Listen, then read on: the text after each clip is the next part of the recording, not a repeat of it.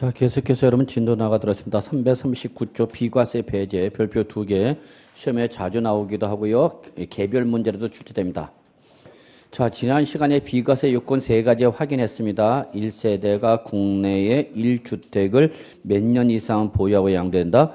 2년 이상을 보유하고 양도된다. 그런데 그러한 비과세 요건을 충족했는데도 불구하고 비과세를 안 해주는 경우가 있다. 그 얘기죠.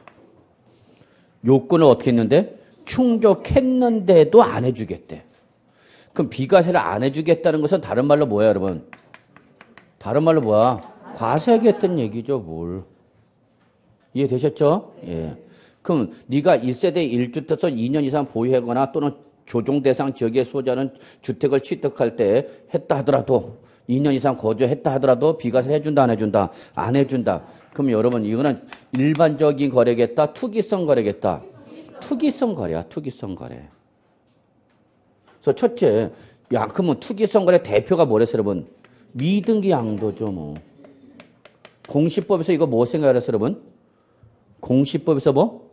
중간 생략 등기. 자기 명의로 등기를 안 하고 파는 거야. 그러니까 자기 명의가 이름에 등기부에 나와 안 나? 안 나오는 거죠. 그러면 이때는 너는 투기 목적으로 보기 때문에 이때는 양도 차익 무조건 전액 과세하는 거죠. 양도 차익 뭐야? 전액 과세. 제가 굳이 전액 과세란 말을 하는 이유가 있어서 그래요. 두 번째, 무슨 신고했다 여러분? 허위 신고했대. 허위 신고. 소위 말하는 뭐 쓴 거야 여러분? 이중계약서 쓴 거야. 이중계약서. 여기서 이중계약서는 업다운을 구분해야 안 해? 안 해. 하여튼 이중계약서. 즉 실지 거래가액으로 신고를 했다 안 했다? 안 했다. 신고, 관할 세무서에 신고한 가액과 실지 거래가액 같다고 다르다고? 다르다고. 실지 거래가액과 과세관청에 신고한 가액이 다르다고. 이해하셨어요? 응. 그러면 얘는 허위 신고했으니까 얘가 무슨 대상이라? 비과세 대상 또는 무슨 대상이라 하더라도 감면 대상이라 하더라도 해주겠다 안 해주겠다? 안 해주겠다. 안 해준다는 건 뭐 하겠다는 얘기야? 과세. 비과세 해주고 안 해주고 안 해주고 과세. 감면 해주고 안 해주고 안 해주고 과세하겠다고. 그러면 이때 과세가 되는 양도 차익은 얼마냐? 전액과세냐? 그 얘기야? 아니, 전액과세는 아니다. 과세가 되는 양도 차익은 전액과세가 되는 것은 아니고 전액과세가 될 수도 있고 전액과세가 되지 않을 수도 있다는 얘기야. 그래서 첫째, 실가와 신고가액의 뭐? 차액. 두 가액의 뭐? 차액. 이렇게 합시다.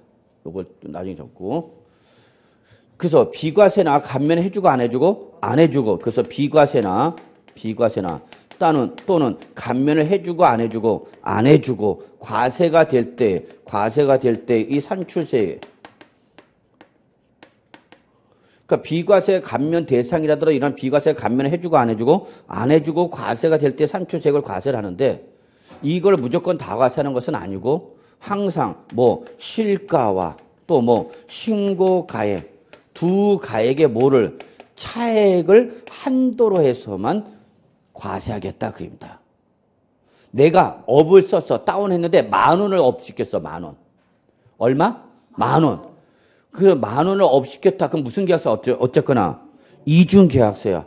그러면 과세를 안 하고 뭐 하겠다고? 과세. 비과세 안 해주고 뭐 하겠다고? 과세. 그러면 비과세를 적용받지 못할 때 산출세액이 얼마인가 봤더니 1,000,000원이 돼. 비과세를 적용하지 않고 과세할 때 세액은 얼마다고? 1,000,000원. 근데 나는 이중계약서 썼는데 이중계약서를 얼마 줄였냐? 얼마 더 없앴냐? 10,000원 업을 시켰다. 10,000원. 그럼 10,000원을 업 또는 다운했다 해서 1,000,000원 다 과세하면 너무하지 않아? 10,000원 줄였다고 해서 1,000,000원, 1억 다 내라고 그러면 안 되지. 그래서 항상 둘 중에 어떤 금액? 적은 금액을 뭐 하겠다는 얘기 여러분? 과세하겠다. 그래서 여러분 여기 적은 금액. 이게 가장 중요한 포인트야. 그래서 여러분 책을 한번 같이 보죠. 자, 339쪽 보세요. 자, 양가로 2번. 부동산 및 부동산에 관한 권리를 매매하는 거래 당사자가 밑줄 매매 계약서의 거래가액을 실질 거래가액과 뭐 했다? 다르게 적은 경우. 밑줄 339쪽 책 보면서 쫓아와. 자, 그래서 매매 계약서의 거래가액 실질 거래가액과 어떻게 했다 여러분? 다르게 적은 경우. 그냥 무슨 계약서 썼다고? 이중 계약서 썼다고. 그러면 해당 자산에 대하여 양도소득세 밑줄 비과세 또는 감면 받았거나 받을 세액에서 다음의 금액을 뭐하라고 해서 여러분 뺀다라고 했죠. 그러면 여기 밑줄 다음의 금액을 뺀다는 것은 그냥 뺀다 생각하지 마시고 뭐한다? 과세한다 그렇게 적어놔. 다음의 금액을 뺀다는 것은 다른 말로 과세하겠다 그 얘기야. 과세하겠다. 그러면 첫째 1번 얘가 무슨 대상이었다? 비과세 대상이었다는 얘기야. 그러면 밑줄 비과세에 관한 규정을 적용하지 아니하였을 경우 양도소득 산출세 여기까지 밑줄 쳐야 되는가? 비과세를 적용하지 않고 과세가 될 때 세액이 얼마냐는 얘기야. 그 세액을 과세라는데 다시 밑줄 매매 계약서의 거래가액과 실질 거래가의 차액. 그래서 밑줄이 몇 개 져 있어야 돼? 2개 쳐져 있어요. 2개. 그 둘 중에 어떤 금액? 여기다 시뻘겋게 쳐다. 적은 금액. 과세가 되는 세금은 큰 금액이 아니라 적은. 그걸 출제를 살짝 물어봤고 큰 이렇게 말 바꾸면 여러 번 잡아내야 된다고. 얘는 이미 계산 문제가 나왔어. 계산 문제가 나왔기 때문에 또 나올 가능성은 적어. 그 대신 요 문구가 그대로 나올 가능성이 있는데 이 문구가 그대로 나오면 어떤 걸 고친다고 여러분? 큰 금액이 아니라 무슨 금액이라고? 적은 금액을. 그래서 적은 금액을 뭐 하겠다고요? 적은 금액을 뭐 하겠다고요? 과세하겠다고요. 과세하겠다고. 자, 제가 여러분 부동산을 양도했어. 부동산을 양도하니까 양도소득세가 얼마 나왔나 봤더니 여러분 양도소득세 얼마 나왔어? 5천만 원이 나왔어. 얼마 나왔다고요? 5천만 원. 그럼 내가 이 부동산을 양도함으로써 내야 할 양도소득세가 얼마라는 얘기야? 5천만 원이라는 얘기야. 이해하셨죠? 여기까지? 이해됐어요? 근데 이 부동산이 1세대 1주택, 1세대 1주택. 그래서 예를 들어서 3년 보였다고 합시다. 얼마 보였다고 가정해? 3년 보유. 그럼 여러분 제가 여러분한테 1세대 1주택 3년 보유는 여러분한테 뭐 얘기하는 거야 제가? 비과세 요건 충족했다고.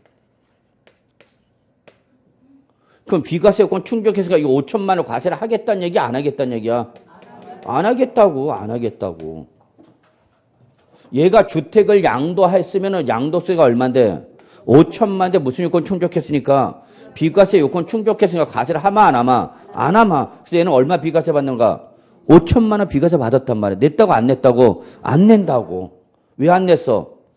1세대 1주택 2년 이상 보유라는 무슨 요건 충족했으니까 비과세 요건 5천만 원에서 소득세 낸다 안 낸다? 안 낸다고. 여기까지 이해되셨죠? 그래서 얘는 원래 비과세 대상이야. 그런데 얘가 이걸 관할 세무서에 뭐 하면서 신고를 하면서 실질 거래가액은 얼마인데 실질 거래가 얼마냐 봤더니 8억 원이 돼. 근데 취득자가 뭐라냐면 야 너는 어차피 이래나 저래나 양도세 보니까 비과세니까 나 취득세 좀 적게 내려고 그러니까 신고를 할 때 우리 얼마로 7억 원으로 신고를 해자 그 얘기야. 이해하세요? 어떤 상황이지? 무슨 계약서 썼다는 얘기야 이거는? 다운 계약서 썼다는 얘기야. 다운 계약서.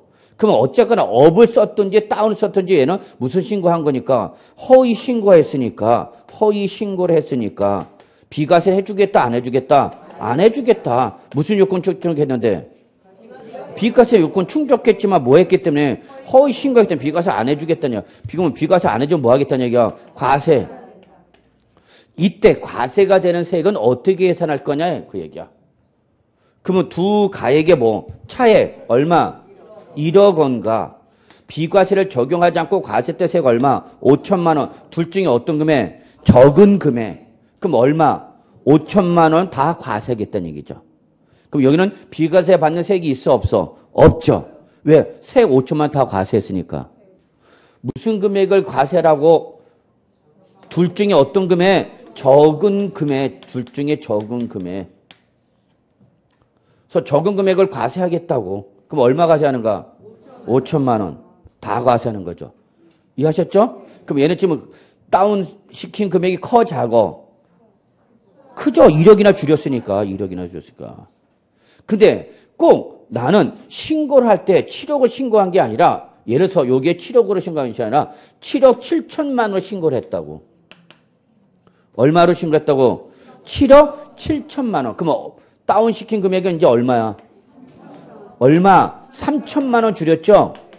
그러면 3천만 원 줄였다고 해서 5천만 원 다 과세하지는 하지 않겠다는 얘기야. 그럼 얼마 줄인 금액? 둘 중에 어떤 금액? 적은 금액 3천만 원만 과세하겠다고.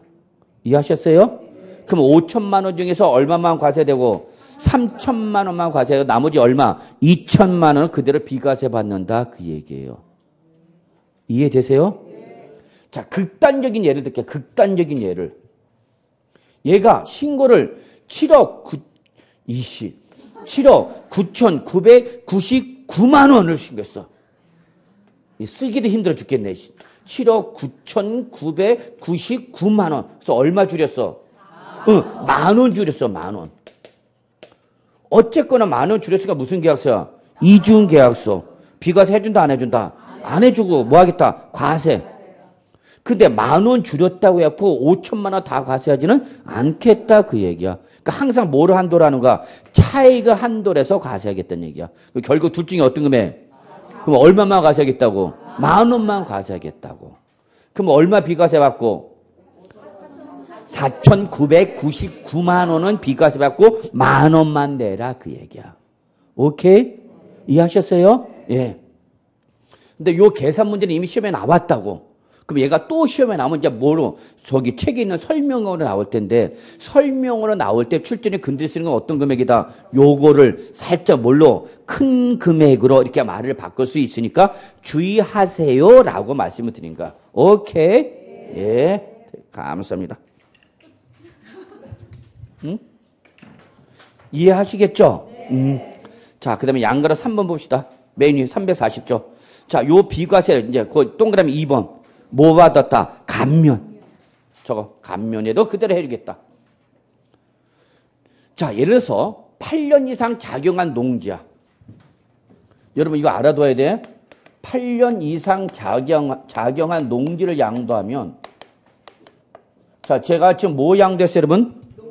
자, 여러분 중에서 이제 약간 시외로 가시면서 이제 농지를 취급할 수가 있어. 근데 이 농지를 양도를 준겠는데 이 사람이 몇 년 이상? 8년 이상 제천 작용한 농지대. 그러면 이때는 조세 특례 제한법이야. 소득세법이 아니라 조세 특례 제한법에 따라서 얘는 무슨 대상이냐? 100% 감면 대상이야.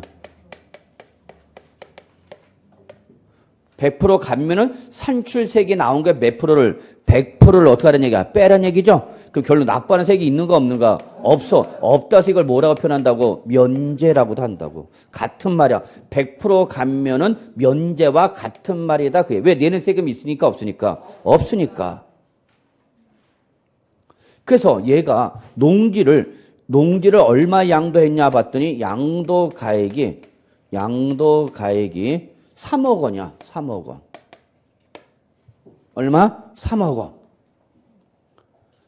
근데 실가는 3억 원인데 실지 양도가액은 3억 원인데 이 농지 취득자가 뭐라고 그러냐면 야, 너는 어차피 3억 원의 양도를 하나 4억 원의 양도를 하나 5억 원의 양도를 하나 뭘 받으니까? 면제를 받으니까 나 과세관청에 신고를 할 때 3억 5천만 원으로 신고를 하겠다 그 얘기 여러분. 그래서 뭐 해달래요 이번에는? 이런 업을 해달래요. 어머 얘 미쳤나 봐. 얘는 왜 업을 해달래? 남들은 다운해달라고 하는데 얘는 지금 취득세를 보는 게 얘는 지금 뭘 본 거고 취득세 줄이겠다니 얘는 나중에 양도세를 적게 내. 얘는 미래를 보는 거고 얘는 현실을 보는 거고. 저는 둘 중에 이걸 선택해요. 왜? 줄인 취득세보다는 감소되는 양도소득세가 더 클 테니까. 이게 사람이 좀 크게 볼 줄 알아야지. 그냥 쫌생이처럼 그냥 해갖고 그냥 전형적인 쫌생이가 저 아닙니까? 하나하나 따지는 걸 좋아해요, 저는 이렇게. 그래서 은행원이 됐는지도 모르겠지만은 숫자 이렇게 하나하나 따지는 걸 좋아합니다. 그래서 그 맞췄을 때 그 쾌감은 여러분 이루 말할 수가 없다. 뭐 온몸에 전율이 쫙 오면서요. 뭐냐. 진짜요. 저는 뭐 계산하고 딱 문제 푸는데 답하고 맞았을 때 그 쾌감은 여러분 이루 말할 수가 없지. 숫자가 맞았을 때. 근데 이제 여러분 중에서도 근데 이상하게 주부님들 계산을 잘할 것 같은데 오히려 계산은 주부들이 더 약해. 그냥 더하기 빼기만 하면 가슴이 뛰어. 곱하기 나면 이제 막 이성을 잃어버려. 거기다 소수점은 이제 끝난 거야. 소수점은 이제 자리 못 잡어. 우리 세법에서 계산은 딱 이거예요, 여러분. 더하고 빼고 곱하기밖에 없다. 나누기도 없다. 나누기는 그냥 n분의 1로 표현을 할 뿐이야. 이렇게 나면 이제 돌아버리는 거야, 우리는. 분수만 나오면 그냥 정신을 못 차려요. 이상하게 주부들이 더 약해. 그래서 난, 우리 집사람은 계산 잘 하던데. 이상하게. 계산이 다 하더구만. 예, 저 집사람도 은행원이었어요.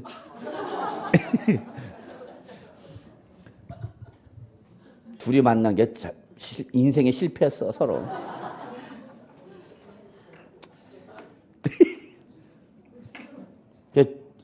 연애할 때 저희 집사람한테 제가 승부를 띄웠죠.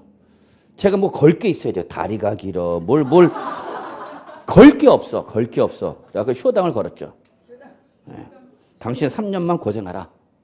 둘 다 은행원 해봐요. 똑같지 않냐. 저는 그때 이제 주택은행 본점이 있을 때고, 그러니까 내가 3년간 공부할 테니까 뒷바라지 하라. 그랬더니 하겠대. 그래서 결혼했어. 근데 그 3년이 7년까지 갔어. 결국 성공했어, 실패했어? 실패했어요. 그래서 제가 여러분 떨어지는 사람들의 마음을 너무나 잘 알아요. 내가 떨어져 봤기 때문에. 1차는 붙는데 2차가 꼭 안 되는가. 그러니까 포기도 못해. 1차도 안 되면 포기를 할 텐데 1차는 돼.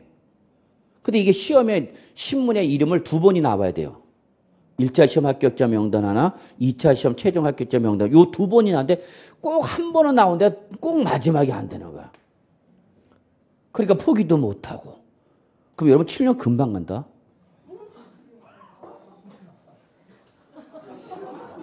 비웃죠? 여러분 보통 공인회계사가 공부를 기본 베이스 깎는 게 한 3년 정도 걸립니다. 3년 정도. 3년 정도가 돼야 공부를 해야 기본적인 1차 정도 합격할 레벨이 올라가. 그래서 저는 4년 만에 1차를 붙었어요. 그 다음에 4년에서 그의 2차 떨어지고 그 다음에 2차만 봤는데 여기서 붙어 있어야 되는데 여기서 떨어져 버렸어요. 내가 공부를 하지 못한 데서 문제가 나왔어. 그러면 다시 그 다음에 1차를 봐요. 그럼 이건 붙어 또. 그럼 1차 공부하다면 2차를 준비를 못해요. 2차 떨어져. 그럼 그 다음에 다시 어떻게 돼? 2차만 봐야지. 여기 붙어야 돼. 떨어지면 또 이제 다시 가는 거야. 그럼 이게 금방이에요, 여러분. 7년이라는 게. 저는 금방이에요, 저는. 왜냐면 한 3월 달까지는 1차 대비입니다. 1년 중에서 3월 달 대비는 1차 시험이야. 그럼 평소에 2차만 공부합니다. 2차로 공부하다가 한 3개월 놓고 1차로 확 전환해버려. 그래서 합격하면 다시 이제 2차로 전환해. 그럼 여기서 붙어야 되는데 떨어지면 그 다음에 다시 2차 계속 준비하는 거죠. 왜냐면 국가고시는 1차고 2차가 다르죠. 우리 공인중개사만 똑같아. 주택관리사하고. 응? 아니 여기는 1차, 2차 다 객관식이잖아. 고시는 국가고시는 다 2차는 주관식입니다. 그러니까 여러분이 우리 모의고사 용지 보셨나요? 큰 용지 있죠? 그거 11장 준단 말이야. 11장을 줘서 한 장은 연습용이고 10장을 채워야 돼. 10장이 한 장당 10점 100점이야. 그럼 주관식에 대해서 뭐에 대해서 논하시오라고 쓰라고 해. 그래서 조세특례자법상 중소기업에 대한 감면 규정을 적으시오 이렇게. 그러면 조세특례법상 감면 규정이 쫙 나와야 돼. 안 나오면 못 쓰는 거죠. 한 줄도 못 써. 그러니까 주관식은 내가 예상한 데서 나오면 쓰는 거고 예상하지 못한 데서 나오면 그냥 가는 거야. 그냥 눈물 뚝뚝 흘리다가 나오는 거야. 진짜 여러분? 네. 그래서 결국 실패했죠. 배운 게 도둑질하고 이거 하고 있네. 세법하고 있네. 자, 갑시다. 이 얘기를 왜 했지? 시간도 없는데? 요거 봐. 얘는 크게 봤어. 나는 미래의 양도 소득세 지금 취득 가격 어떻게 했냐면 업하게 했던 얘기야. 지금 양도자 입장에서는 그래 내가 3억 원의 양도를 하나 3억 5천만 원에 하나 나는 뭐니까 면제니까 그래 업시켜줄게 이거 팔게. 그래서 얘는 뭘 받아서 감면을 받은 거죠. 이해하셨어요? 근데 문제는 얘가 무슨 신고했던 얘가 허위 신고했다 그 얘기입니다. 그럼 허위 신고에 적발되면은 너 뭐 했던 거 감면 받았던 거 취소 뭐로 바꾸겠다는 얘기야 부과하겠다 그 얘기입니다. 과세하겠다 그 얘기야. 이해하셨어요? 예. 그럼 이때 과세가 되는 세액은 얼마냐 그 얘기야 지금. 그럼 만약에 이 사람이 감면 대상인데 감면을 하지 않고 감면을 적용하지 않고 뭐 한다면 과세가 된다라면 이때 세액은 얼마인가 봤더니 이때 산출세액은 얼마인가 봤더니 3천만 원이야. 얼마? 3천만 원. 그러니까 얘는 3천만 원을 낼 거를 뭘 받았다니까 면제 받았다 그 얘기입니다. 이해하셨나요? 그래서 감면을 받았는데 냈는데 안 냈는데 안 냈는데 무슨 신고했기 때문에 허위 신고했기 때문에 이거 비과세 감면 해주고 안 해주고 안 해주고 뭐 한다? 과세. 그러면 요걸 무조건 다 과세하는 거냐? 그렇지는 않고 항상 요 두 가액의 차액을 한도로 하라는 얘기야. 두 가액의 차액은 얼마 여러분? 5천만 원. 그러면 이때는 3천만 원 다 뭐 하겠다는 얘기야? 다 과세. 둘 중에 항상 어떤 금액? 적은 금액. 그래서 적은 금액이 뭐 하는 거야? 과세되는 세액이죠. 이해하셨어요? 자, 그런데 만약에 이 사람은 신고를 할 때에 3억 5천만 원으로 한 것이 아니라 3억 1천만 원으로만 했어. 3억. 쫀쫀해갖고 마음이 뛰어. 그래서 5천만 원까지 업시키려니까 너무 부담스러우니까 얼마? 3억 1천만 원만. 그럼 얼마 업시켰어요? 이번에 차이가 얼마예요? 1천만 원이죠. 1천만 원. 1천만 원만 업시켰다는 얘기야. 그러면 1천만 원을 업시켰다. 그럼 둘 중에 어떤 금액? 적은 금액 얼마? 1천만 원만 과세라는 얘기예요. 즉 1천만 원 줄였다고 해서 3천만 원 다 내라고 하지는 않겠다 그 얘기입니다. 얼마 줄였다고 해서 1천만 원 줄여서 3천만 원 다 내라면 배보다 배꼽이 더 커지는 거죠. 이해하세요? 극단적으로 나는 3억 1만 원으로 해서 3억 만 원으로 신고를 했어. 그럼 얼마 업시켰어? 만 원. 그럼 이 두 가액의 차익은 얼마야? 만 원. 만 원을 업시켰다 해서 3천만 원 다 내라고 할 거냐 그 얘기야. 아니 얼마까지만? 만 원만 과세하겠다 그입니다. 항상 어떤 금액? 적은 금액. 그럼 예를 들어서 만 원을 업시켰거나 만 원을 다운시켰을 때에 세액이 얼마? 3천만 원 다 과세하는 게 아니로 요거까지만. 둘 중에 어떤 금액? 적은 금액. 얼마만? 만 원만 내고 나머지 얼마? 2,999만 원 그대로 면제 주겠다 그 얘기입니다. 이해하셨어요? 개념 이해하세요? 나 몰라. 무슨 소리인지 난 도저히 모르겠어. 그럼 그냥 이것만 적어가. 무슨 금액? 적은 금액만 과세한다. 됐나요? 네. 예. 됐어요.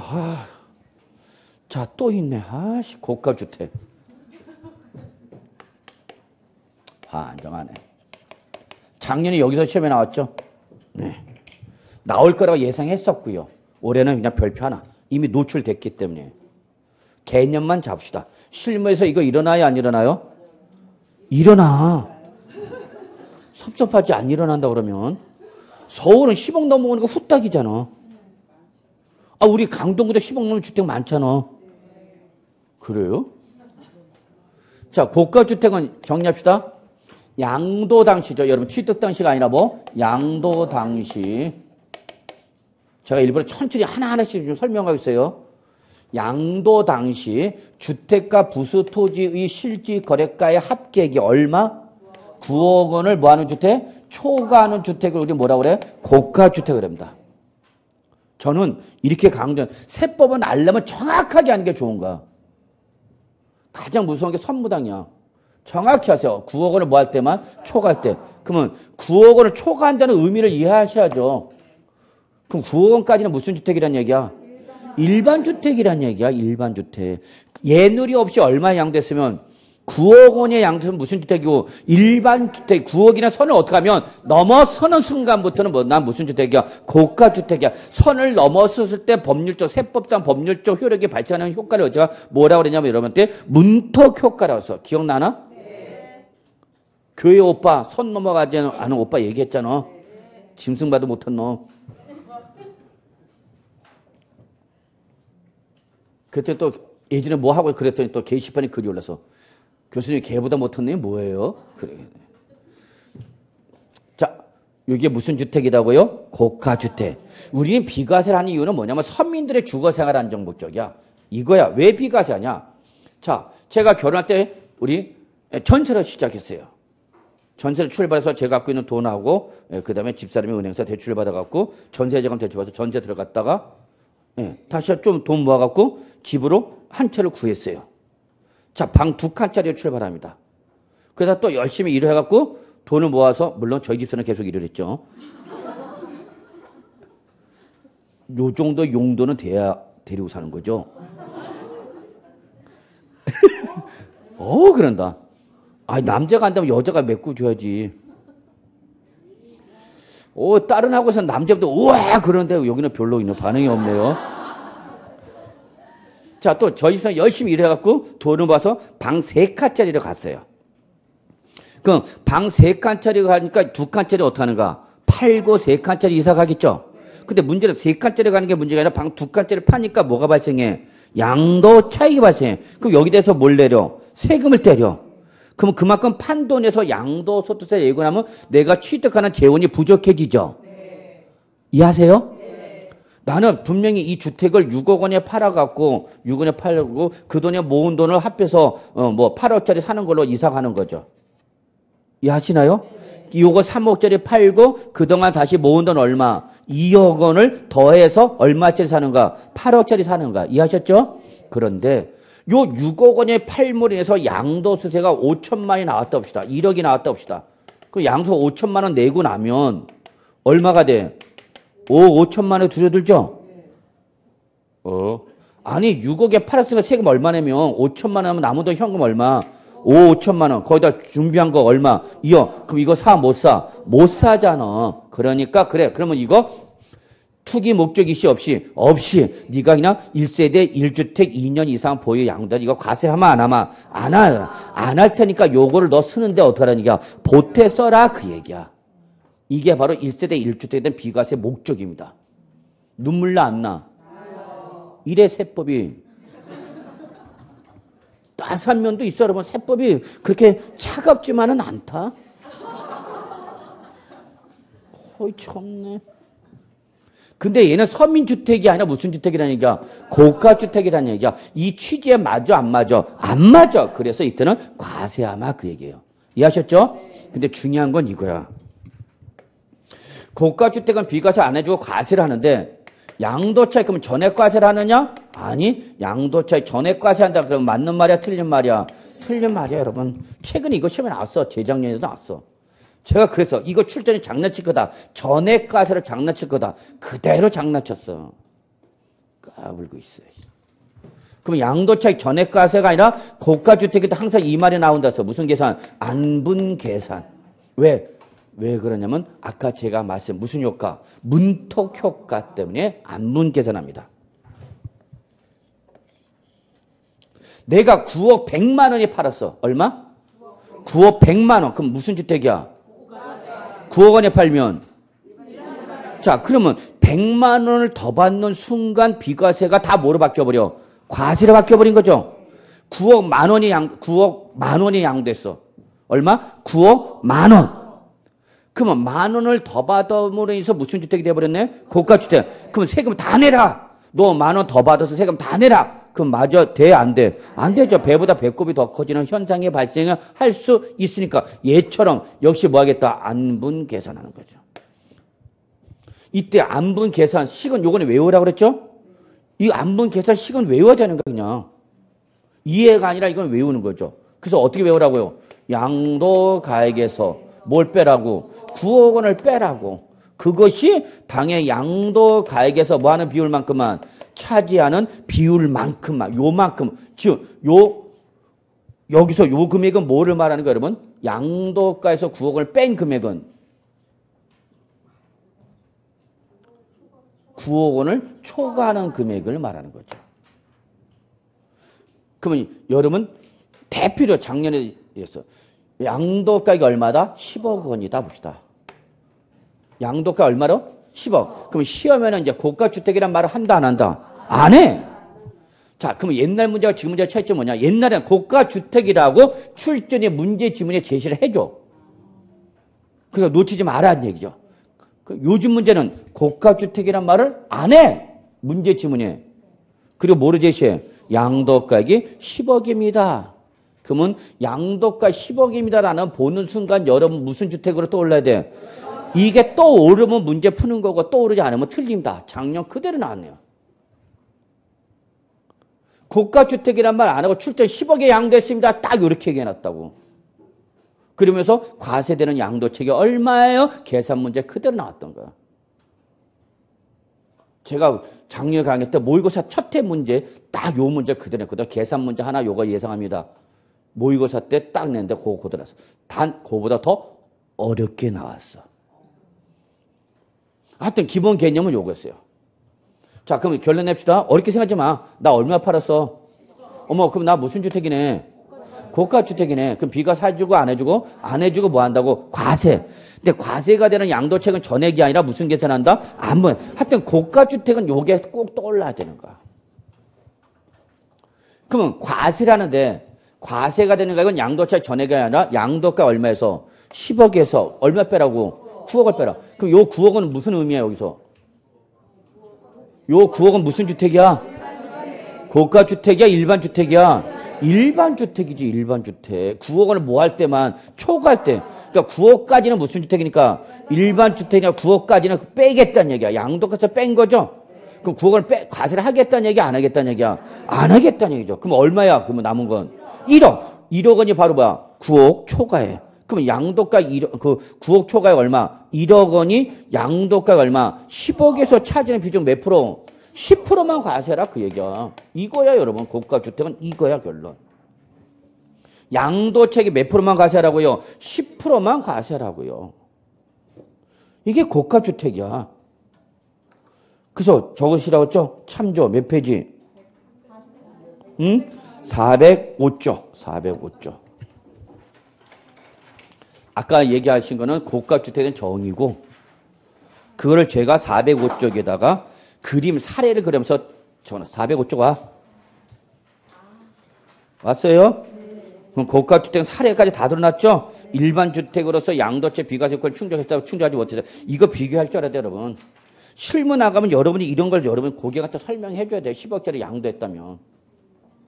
나 이 그림 그리고 3시간 반을 울었어. 자, 봐, 그림 봐. 왜 같지 않은가 보지? 앞에서 비웃고 있어. 자, 얼마짜리 사서? 7억에 사서 얼마 팔았던 얘기야? 10억에 팔았던 얘기야, 10억. 그럼 거기 10억에 제가 고가주택에 적어놨지만 시험에는 고가주택의 말을 할 거다, 안 할 거다? 안 할 거다. 여러분은 그냥 10억 원에 양도했다는 순간 어머머머머 고가주택이네 라고 떠오르면 게임은 끝나는 거고 안 떠오르면 이제 외로운 길을 가는 거야. 남들은 합격자 모임에 나와서 막 웃고 떠들고 있어요. 난 저 어두운 구석에서 사람이 되고 싶다. 10월 말이다. 얼마 안 남았어요, 여러분. 뭐 시간이 한참 남은 것 같아. 그러면 결론 7억 주고 산 걸 얼마 팔았다고요? 10억. 그거 얼마 남았어? 아니 7억 주고 산 것을 10억에 팔까 얼마 남았냐고. 3억 남았죠. 3억. 그래서 양도세 거기 얼마나 있어? 3억. 그런데 이 3억 원에서 양도소득세를 부과해야 되는데 자, 그 밑에 양도 당시 비과세 요건을 어떻게 했다면 충족했다. 충족했다. 지금 무슨 주택? 1세대 1주택 2년 이상 보여서 비과세 요건을 충족했다. 그럼 뭘 받아야 되는가? 비과세. 그런데 문제는 비과세를 받으려고 했는데 얘가 얼마 양도하다 보니까 10억에 양도하다 보니까 고가주택에 걸리고 고가주택이 걸리다 보니까 이때는 비과세를 받고 못 받고 못 받고 과세하는데 과세가 되는 양도차익은 양도차익 전액이 아니라 무슨 계산에서 안분계산. 그럼 거기 양도가 얼마? 10억에서 얼마 빼라고 무조건 9억을 빼라고. 이거는 상수예요, 여러분. 9억 원은 뭐다고? 상수. 상수가 뭔지 기억나시죠? 변하는 숫자다고 변하지 않는 숫자다고. 변하지 않는 숫자, 고정된 숫자다고. 무조건 양도가액이 얼마나 관계없이냐 9억을 빼라고. 그러면 15억 원에 양도했다. 강남에 있다 보니까 15억 나왔네? 뭐 껌값이지 뭐 10억 넘어가는 거. 그럼 15억에서 얼마 빼라고? 9억을 빼라고. 그거를 뺀 가액을 뭐로? 10억 원으로 나누라고 양도가액으로. 그럼 요게 또 어렵네. 얼마야? 6. 이거 10억 원을 나누라고. 그럼 몇 프로야? 40%인가요? 40% 아니야? 안 되면 계산하라고. 계산해보세요. 얼마인가? 아니 딱 보면 40% 아니야? 요 정도 감각은 있지 않아? 맞죠? 어휴. 그 몇 프로만 가세라고 양도책에? 40%만 가세라는 얘기 여러분. 이해하셨어요? 아무것도 아니야. 그래서 여러분이 한번 집에 가서 405조 좀 보시고 제가 그림 하나하나씩 그려놔서 정리해놨으니까 좀 설명하시고. 자, 그 다음에 이제 다시 여러분 340조입니다. 자, 양가로 4번. 자, 양가로 4번. 뭐 나왔죠, 여러분? 1주택을 양도했어. 비과세 요건 충족한 1세대 1주택으로서 몇 년 보해서 2년 이상 보유해서 무슨 요건 충족했어? 비과세. 그런데 이 주택을 양도할 당시에 뭐를 가지고 있으면? 조합원 입주권을 가지고 있으면. 자, 그랬죠? 뭐를 가지고 있으면? 조합원 입주권을 뭐로 보라고 해서? 주택으로 보세요. 그랬죠? 주택으로 보세요. 그러면 원칙, 우리 세법은 몇 주택제로 보겠다는 얘기야? 2주택. 그래서 비과세 해준다, 안 해준다? 안 해주겠다는 얘기야. 이때는 과세. 전액과세죠. 왜 2주택자니까? 비과세 요건 자체를 충족한 걸 보는가, 뭐 안 보는가? 안 보는 거니까. 그런데 거기 마지막에 보세요. 뭐라고 됐어? 예외가 있죠. 어? 그래서 여러분 거기 다만 주택 재건축 재개발 사업 시행 기간 중 거주를 하여 주택을 취득하는 경우 그 밖에 부득이한 사유로 밑줄 대통령령으로 정한 경우 대통령이 뭐야? 시행령. 시행령에 정한 예외일 때는 이때는 그대로 뭐 해주겠다? 비과세를 해주겠다 그 얘기입니다. 이때 적으세요. 이때 비과세를 받을 수도 있다 없다? 있다. 있는 경우가 어떤 경우냐면 적으세요. 참조.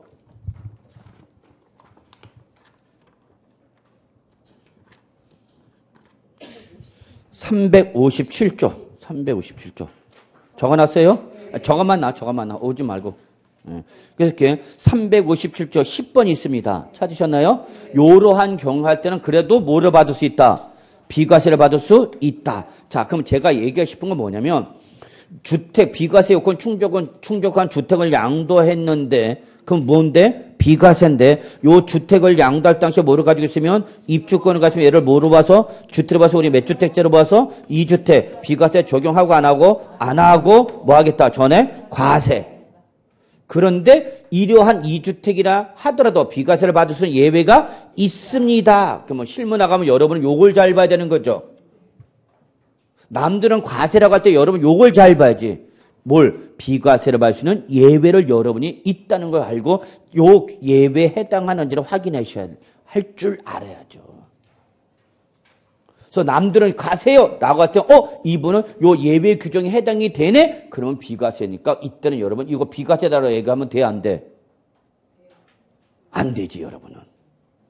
그 대신 어떻게 얘기하냐면 다른 분한테 한번 먼저 갔다 오시면요 다 과세라고 할 거예요.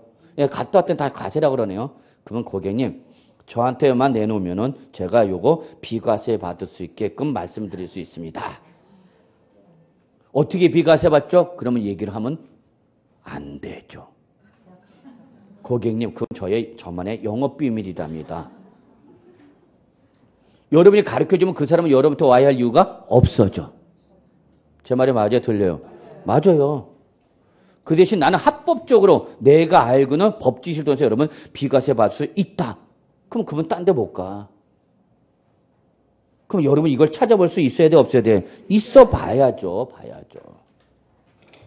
자, 그래서 이렇게 보시고요. 340조 1세대 요건 보죠. 이건 지난번에 했죠, 여러분? 거기 양가 5번 이거 큰일 날 뻔했다. 양가 5번 요거 합시다. 여러분이 이상하게 이걸 자꾸 어려워하는데. 자, 거기 5번째. 여러분, 주택은 물론 그 밑에 있는 모두 여러분 부수 토지도 비과세를 받는다고 그랬죠? 자, 요거 설명드립니다. 그러면 이때 이 부수 토지는 면적 제한 없이 전부 무조건 받느냐? 그렇지 않습니다.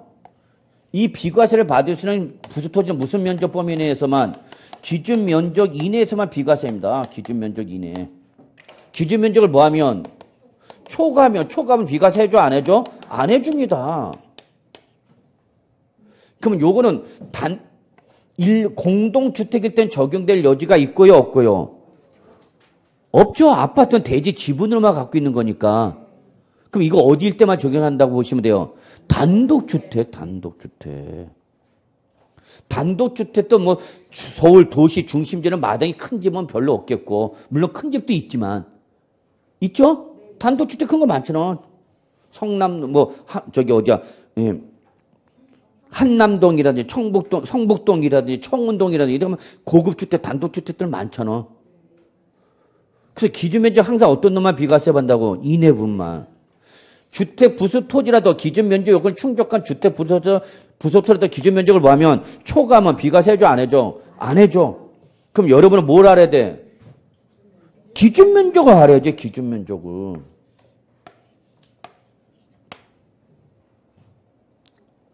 기준 면적 거기 써져 있어. 양가로 5번. 뭐에다가? 주택 정착 면적에다가 써져 있죠? 밑줄 쳐 쓰지 말고. 주택 정착 면적에다가 도시 지역 아니면 몇 배로 곱하고 5배로 곱해래요. 5배. 그 다음에 그 밖의 지역이면 10배.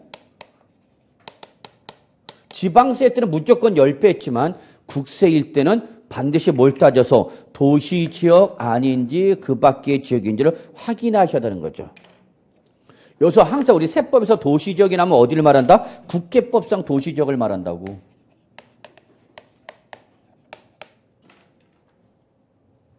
그러니까 세법은 공법하고 그러니까 세법은 전 과목과 다 연결돼 있어요, 여러분. 그럼 여러분, 국토의 계획 및 이용에 관한 법률에서 규정한 도시지역을 말한다. 그럼 여러분 뭐 얘기하는 거야? 제가 지금 국토의 계획 및 이용에 관한 법률에서 용도 지역 얘기하고 있는 거 아니야. 용도 지역이 바로 도시지역을 말한다고. 이해하셨어요? 그래서 도시지역 아니면 몇 배면 곱하고 5배, 나머지 그 밖의 지역이면 10배를 곱해라고. 여기까지만 뭐 해주마? 비과세. 이걸 뭐 하면? 초과하면. 자, 그럼 여기 단독주택이야.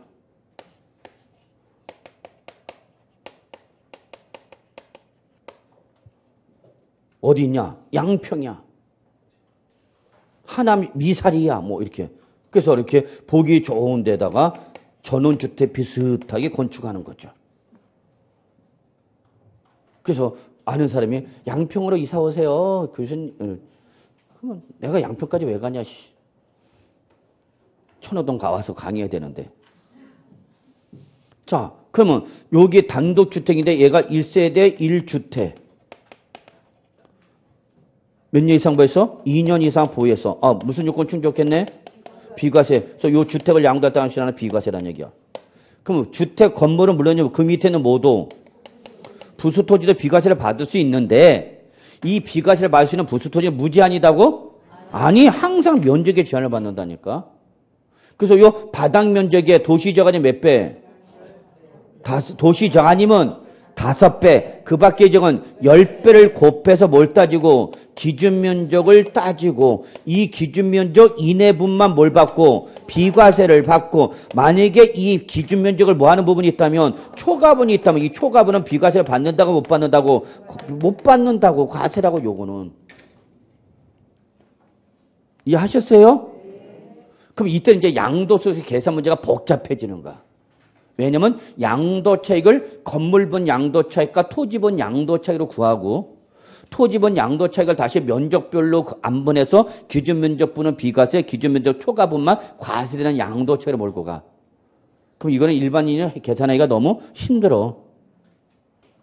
세무사한테 맡겨야 돼. 그러면 양도차익을 건물분과 토지분으로 안분해야 돼. 뭐 갖고 안분할 거냐? 기준시가로 하는 것 수밖에 없어. 개별 공시지가와 개별 공시지가와 여기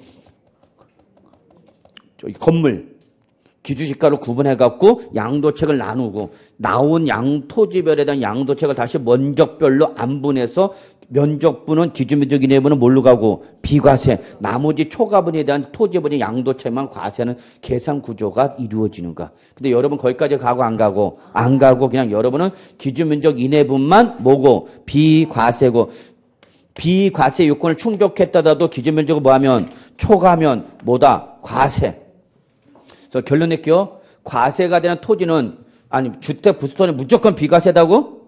아니야. 1세대 1주택 2년 이상이라는 보유요건 충족했다 하더라도 항상 부수토지는 뭐를 따져서 기준면적을 따져서 기준면적 이내부만 비과세 받을 수 있고 기준면적을 뭐하면 초과하면 무조건 얘는 뭐다? 과세다. 이해하셨어요?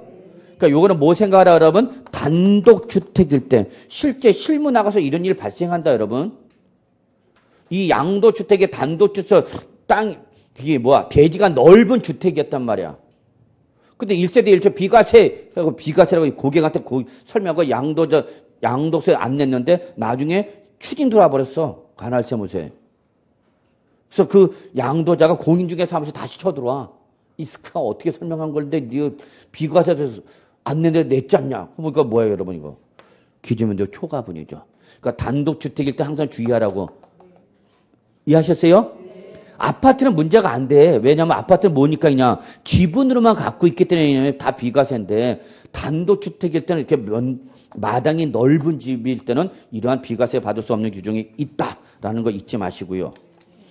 자, 그 다음에 우리 이제 하나하나 이제 요건을 봐야 되는데 1세대는 우리가 지난번에 했죠, 여러분? 했죠? 안 했어? 1세대 봅시다. 1세대. 자, 1세대라면 거주자 누구? 본인, 그리고 누구죠, 여러분? 배우자. 1세대 설명 안 했나요? 네, 갑시다. 설명할게요. 자, 1세대, 첫 번째 조건 1세대의 개념이야. 그래서 양도소득세 비과세 여부를 판단할 때는 양도자 기준이야? 세대별 기준이야? 세대별 기준이야, 여러분. 그럼 여기서 세대라면 패밀리야, 영어로 말하면. 패밀리. 패밀리 아니야? 패밀리. 그러면 당의 거주자 누가 있어야 되고, 여러분? 본인. 그리고 누가? 배우자. 그리고 또는 그들과 동일한 주소 거소에서 생계를 같이 하는 뭐 여러분? 가족이죠. 그러면 이때 세대는 최소 누가 있어야 되는데 여러분? 배우자가 있어야 돼. 배우자. 그러니까 미혼은 단독세대 인정 안 해준다는 얘기야. 왜? 아직 결혼 안 했으면 비혼이면 인생의 쓴맛을 못 봤다는 얘기예요. 결혼을 해야 인생의 쓴맛을 알게 돼. 그래서 아직 혼인을 안 했으면 우리 양도소득세는 사람으로 안 봐. 그래서 단독세대는 인정해주고 안 해주고 안 해주고 최소 누가 있어야 된다? 배우자. 그리고 가족은 또는 개념이 여러분. 그러니까 요거는 배우자는 무슨 조건이고 필요 조건이라면 요거는 충분 조건이야. 얘는 있을 수도 있고 없을 수도 있고. 근데 주의할 사항. 얘는 모든 가족을 말하는 것은 아니야. 본인 또는 배우자의 형제, 자매, 뭐 직계, 존비속과 형제, 자매 그 일당 등을 말하는데 왼수 일당 있잖아. 자, 그런데 조건이 있어. 가족은. 동일한 주소 거소에서 뭐를 같이 할 때만이야? 동일한 주소 거소에서 반드시 뭐를 같이 해야 된다고 여러분? 생계 유지를 같이 할 때만 동일 세대가 되는 거야. 근데 배우자는 무조건입니다. 배우자는 뭐야? 무조건 동일세대입니다. 요게 또 최근에 시험에 나왔죠. 그러니까 부부는 동거, 별거 여부를 묻고 묻지 않고 무조건 동일세대로 보는 겁니다. 여기서 배우자는 사실상 배우자를 말한다, 법률상 배우자를 말한다. 항상 세법에서 혜택을 줄 때는 법률상 배우자를 말해. 만약에 사실상 배우자를 포함하면 여러분 1세대 범위가 한없이 넓어져 버리죠. 그렇잖아. 어이 참네. 그래서 세법은 배우자에 대한 개념을 이중적 잣대로 들이댑니다. 세법에서는 배우자에 대한 개념을 따질 때 이중적 잣대. 세법에서 혜택을 줄 때는 법률상 배우자만을 말하고요. 안 좋은 거, 그러니까 규제할 때는 이때는 사실상 배우자를 포함합니다. 이해하셨어요? 뭐 우리 집 아저씨가 사업상 또는 근무상 지방에 내려가 있어. 우리 집 아저씨가 어디가 있다고? 지방에. 왜? 사업상 또는 근무상. 그럼 그 아저씨 우리 집 아저씨, 남의 집 아저씨? 응? 확신할 수 있어? 지방에 내려가는 아저씨, 우리 집 아저씨, 남의 집 아저씨? 왜 그래? 왜 또 흔들려? 우리 집 아저씨야? 그래서 부부는 무조건 뭐로 본다, 여러분? 동일 세대. 이렇게 보시면 돼요. 그런데 거기 예외가 있죠. 1세대에 무슨 규정이 있다, 여러분? 예외. 여기서 1세대 예외는 누구를 말한다, 여러분? 뭐를 말한다? 배우자가 없어도 1세대로 보는 경우죠. 이 비과세는 여러분 하나만 끝이 없어요. 비과세는. 어디서 끊어버려야 돼요, 여러분? 끊어버려야 돼요, 공부를. 그 끊는 걸 제가 해드릴 텐데 아니면 이거 한없이 갑니다. 자, 배우자가 없어도 1세대로 보는 거. 여기 가볍게 봅시다. 얘는 여러분 답으로 물어볼 가능성은 없어요. 그냥 눈으로만 보시면 돼요. 첫째, 책을 보세요. 몇 살 이상이다? 30세 이상이다. 요거는 나중에 여러분이 잘 써먹을 수 있는 규정이 됩니다, 여러분. 자식한테 주택을 증여하고 각자 분가시켜서 각자 1세대 1주택으로 만들어서 비과세 받을 수 있는 혜택을 줄 수 있는 규정입니다. 얼마나 중요한 규정인데. 그래서 몇 살 이상이면? 30세 이상이면 뭘 하지 않았어도 결혼하지 않고 단독 세대를 구성을 인정해 주는 나이야. 그러니까 우리 세법은 몇 살이 넘을 때까지? 30살이 넘을 때까지 비혼이다. 그럼 우리 세법은 포기해. 아, 얘는 혼자 살 팔자구나. 그럼 넌 따로 살아라. 그러는 거야. Very congratulation. 있어, 여기 해당하는 사람들은. 많죠, 요즘은. 둘째, 진짜 좋은 건 이거, 아니, 진짜 좋은 건 아닌데. 배우자가 뭐 했대? 사망하거나 뭐 했대? 그러면 이혼한 경우죠. 요걸 딱 한 글자로 뭐라고 표현하면 돼? 프리한 상태. 제2의 인생. 그래서 배우자가 뭐 하거나 사망을 하거나 뭐 하면 이혼해서 지금 배우자가 있다 없다? 없다. 여러분 다시 한번 말할게요. 이거 어느 시점으로 따지는가? 배우자가 없는 경우? 보유기간 내내야? 아니면 주택 양도 시점에서 따지는가? 주택 양도 시점에서 따지는 거야. 양도 시점. 항상 그런 걸 자꾸 놓치네. 자, 세 번째. 30세 미만이라 하더라도 우리 세법에서 30세는 항상 여러분 만으로 따지는 겁니다. 30세 미만이지만 뭐가 있다고? 소득, 돈을 벌고 있다고. 그게 최저 생계비 수준 이상이다고.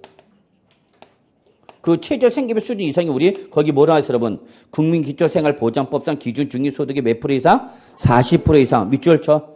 이건 뭐를 말한다? 최저 생계비 수준 이상으로 벌어들이고 있다. 그 얘기야.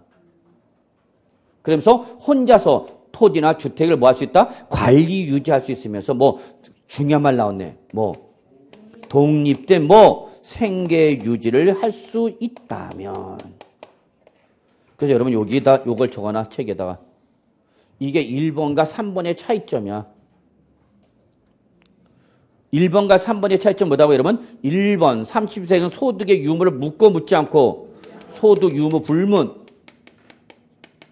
단독세대 인정해 주는 데 반해서 3번은 아직 몇 살이 안 됐지만 30살이 안 됐지만 뭘 벌고 있다면 돈을 벌고 있대. 돈을.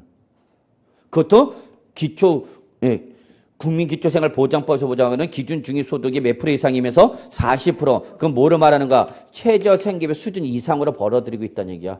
그래서 혼자서 먹고 살 수 있는 능력이 있다 없다?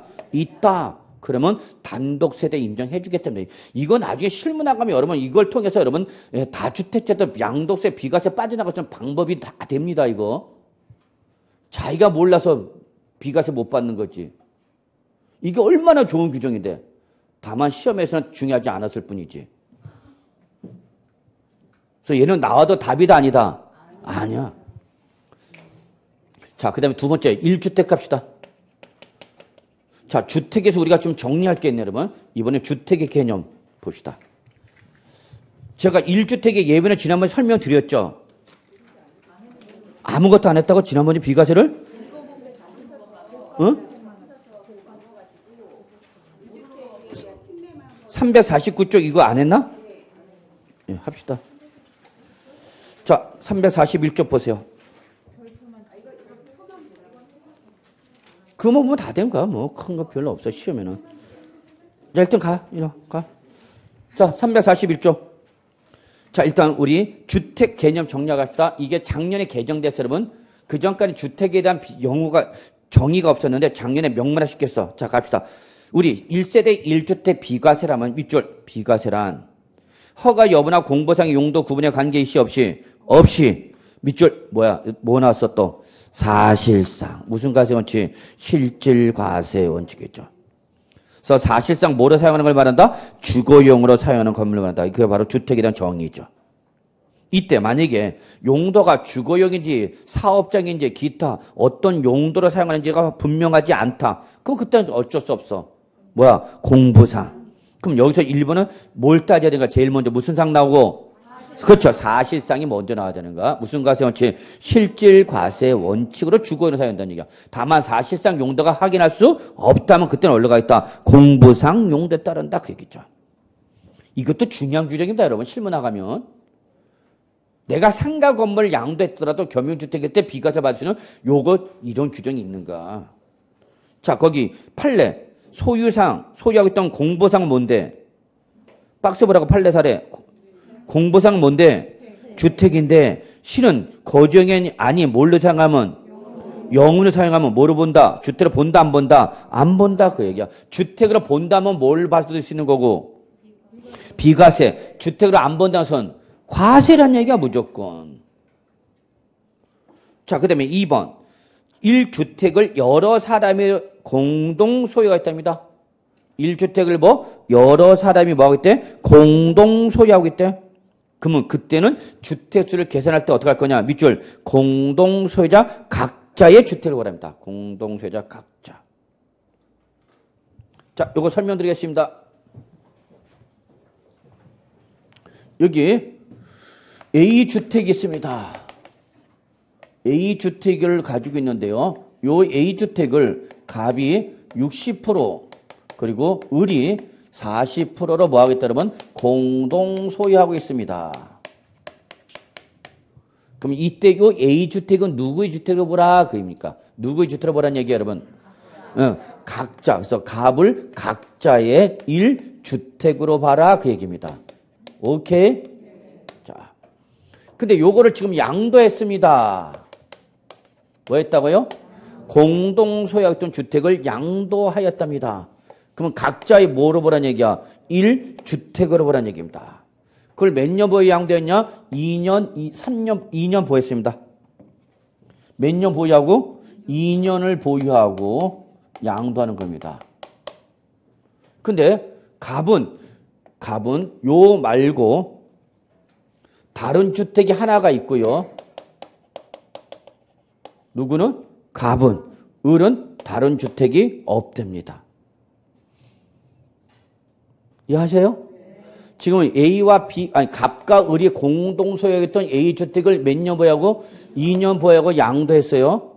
근데 갑은 요 양도 주택에 뭐가 있고? 다른 주택이 있고, 을은 다른 주택이 없답니다. 그럼 이때 양도세는 어떻게 할 거냐? 그 얘기입니다. 어떻게 하라고? 각자 1주택 보라고. 그럼 갑은 몇 주택자가 되는 거고? 2주택자, 을은 1주택. 따라서 을은 뭘 받을 수 있어? 비과세 받을 수 있다는 얘기입니다. 그럼 을은 뭐랍니까? 과세란 얘기입니다. 이해하셨어요? 예. 자, 그 다음에 3번 공동상속주택이네요. 공동상속주택. 즉 얘는 상속을 받다 보니까 주택 하나를 두 사람 이상이 공동으로 받았다 그 얘기입니다. 이해하셨나요? 상속으로 1주택을 여러 사람이 공동 소유하는 주택, 1주택 이걸 뭐라고 그래? 공동상속주택. 그때는 누구의 주택을 볼 거냐 그 얘기입니다. 자, 이렇게 공동상속주택 외에 다른 주택을 양도할 때 당의 공동상속주택은 해당 거주자의 주택을 보지 아니한다. 다만 밑줄 상속 지분이 가장 큰 상속의 경우는 그러하지 아니하며. 무슨 말이냐? 즉 이게 무슨 주택이라고 여러분 이제는 공동상속주택이었다 봅시다.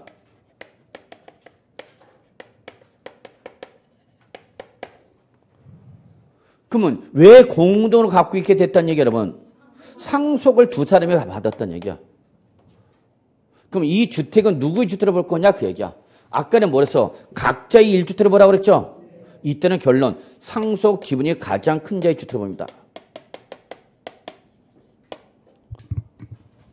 상속 지분이 가장 큰 자의 주택을 보라고. 그럼 누구의 주택을 보라는 얘기야? 저 사례에 따르면 가비의 주택으로 보라니까. 그럼 을은 주택을 본다는 얘기야? 안 본다는 얘기야? 안 본다는 얘기입니다. 이해하셨어요? 네. 그럼 상속을 받을 때, 공동상속 받을 때 어떻게 받는 게 제일 좋을까요? 내가 주택을 있는 상태에서 또 하나 공동으로 상속받게 생겼어. 그러면 그렇지. 잘했어. 그래서 형님하고 내가 공동으로 상속받겠다. 그러면 형님이 더 많이 가지시오. 그러니까 얼마 주고? 51% 주고 나는 49% 갖는 거야.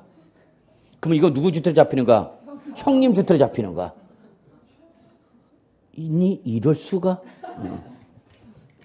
이해하셨어요? 예. 자, 4번 겸용주택 갑시다.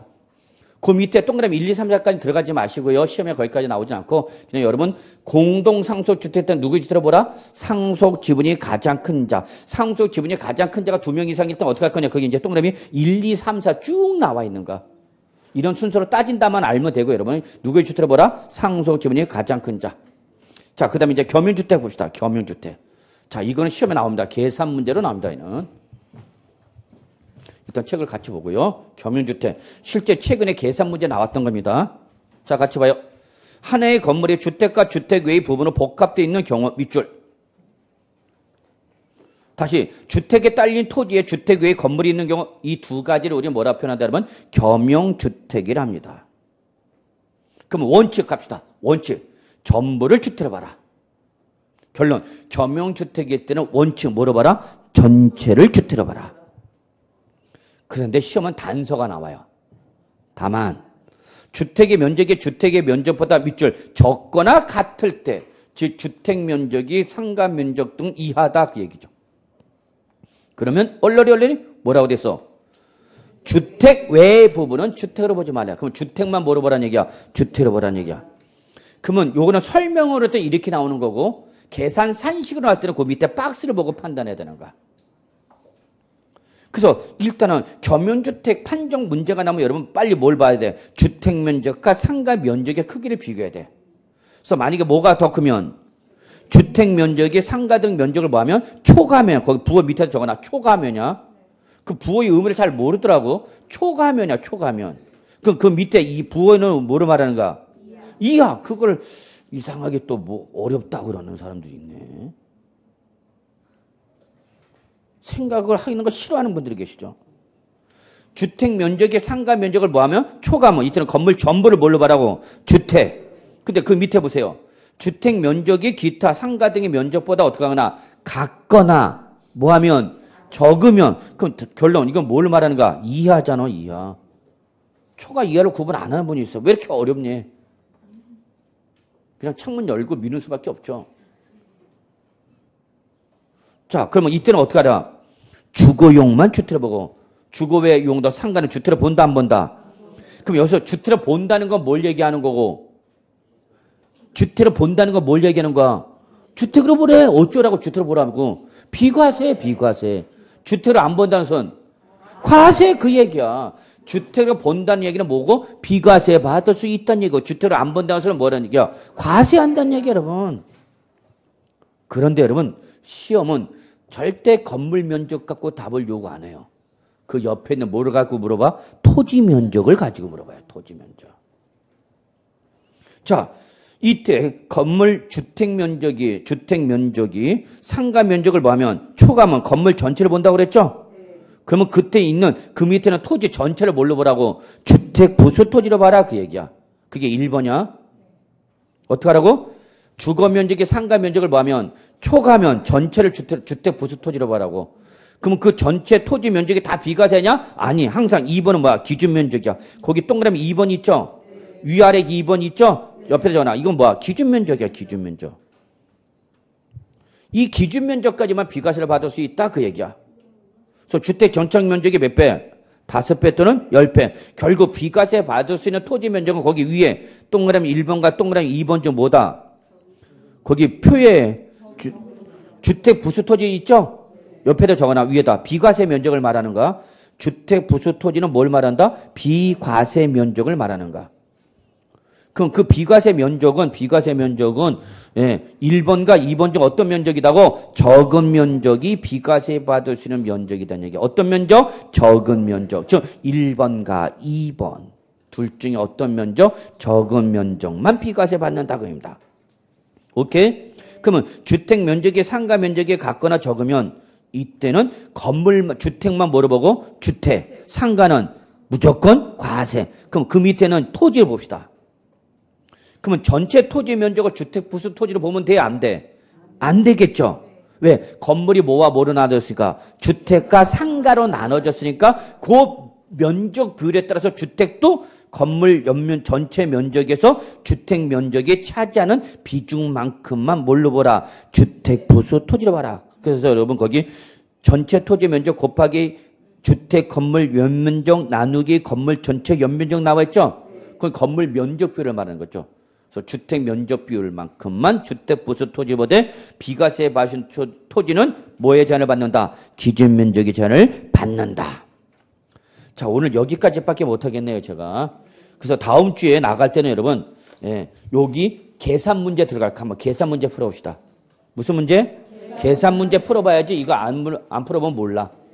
여기부터 출발합니다. 그리고 미리 공지됐는지 모르겠지만 제가 다음 주에 그 7회로 마무리하게 돼 있죠. 도저히 그 7회는 못 끝내기 때문에 그 일요일날 한번 보강을 할 수밖에 없습니다. 좀 이해해 주시고요. 다음에 할 때는 조금 기본 내용이 정리가 되면 다음 주부터는 뭐 7회로 끝낼 수 있는데 지금 아직 기본이 완결되지 않은 상태이기 때문에 한번 보강 들어갈 수밖에 없다는 걸 좀 이해해 주시고요. 오늘 수업 여기서 마무리하겠습니다. 여러분 수고하셨습니다.